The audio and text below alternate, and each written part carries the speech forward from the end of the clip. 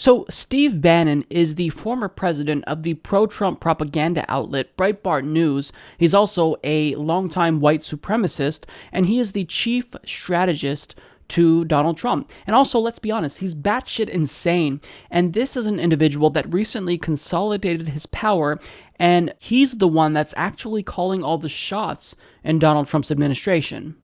Steve Bannon is the White House chief strategist, but even that title may not do justice to his influence in the West Wing. He's driving decisions on every piece of President Trump's agenda, domestic and foreign, including the president's immigration order and travel ban that sparked a global backlash.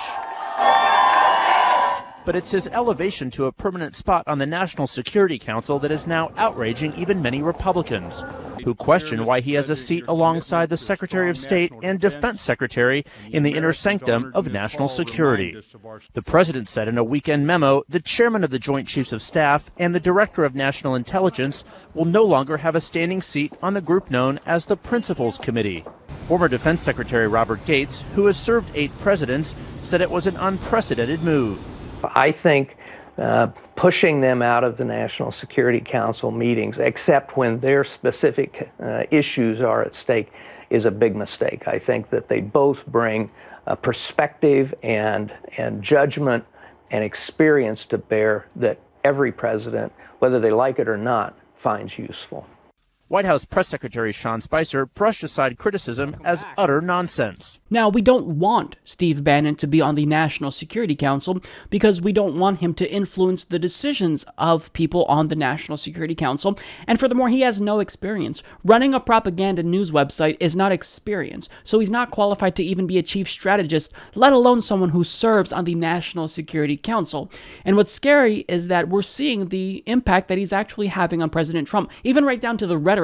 So, for example, Steve Bannon recently called news and media the opposition party, and then we had Trump echo that same exact sentiment. And also, it's widely believed that Bannon is actually the one that pushed Trump to sign the Muslim ban. So as The Guardian concisely puts it, Bannon is not the president's servant. The president is his tool. Now, you can also make the case that besides his role on the National Security Council just being completely problematic and troubling, it's also illegal. Slate explains that according to Title 50 of the U.S. Code, Section 3021, which established the National Security Council, it shall be composed of the President, the Vice President, the Secretaries of State, Defense, and Energy, and the Secretaries and Undersecretaries of other executive departments and of the military departments when appointed by the President by and with the advice and consent of the state to serve at his pleasure. As the president's chief political strategist, Bannon is not a secretary or undersecretary of any department. Now, when you hear Steve Bannon speak, I think people are inclined to believe him because he's relatively articulate. But I mean, don't be fooled. This guy is a lunatic. So, for example, he stated that he believes war with China is inevitable in the coming years. We're going to war in the South China Sea. I was a sailor there, a naval officer. We're going to war in the South China Sea in 5 to 10 years, aren't we? There's no doubt about it. They're built. They're taking those sandbars and making basically stationary aircraft carriers and putting missiles in those. They come here to the United States and in front of our face, and you understand how much important face is. Say it's an ancient territorial sea. That's a throwdown, is it not, sir? Absolutely.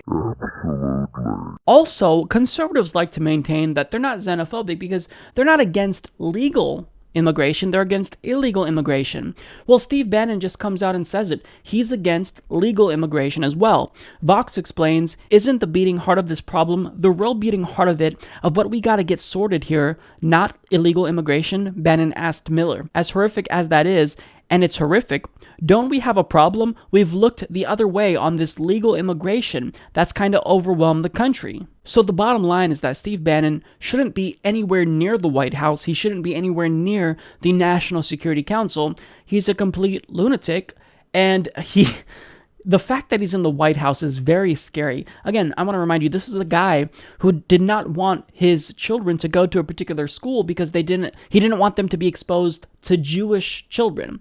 He's very scary. He's fascistic. and he has nationalistic policies that are dangerous. So we have to vigorously oppose what he's doing and how he's calling all the shots. And thankfully, Democrats are proposing a bill that has no chance of passing, but nonetheless, they're bringing attention to it, and they're trying to withdraw Bannon from the National Security Council.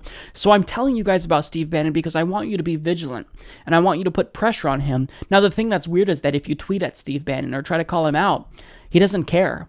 And many reports indicate that he thrives on controversy. So this is really frustrating because you have this guy who's a lunatic who is advising another lunatic, but who is arguably less of a lunatic than Bannon.